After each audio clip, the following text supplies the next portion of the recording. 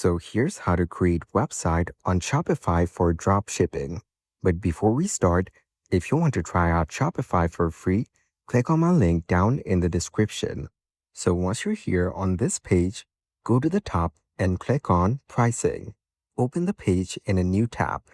Over here, you can view all the available monthly and yearly Shopify plans along with their prices.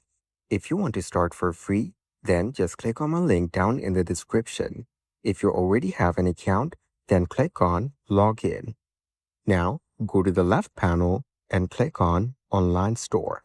In the theme section, click on Customize beside the current theme.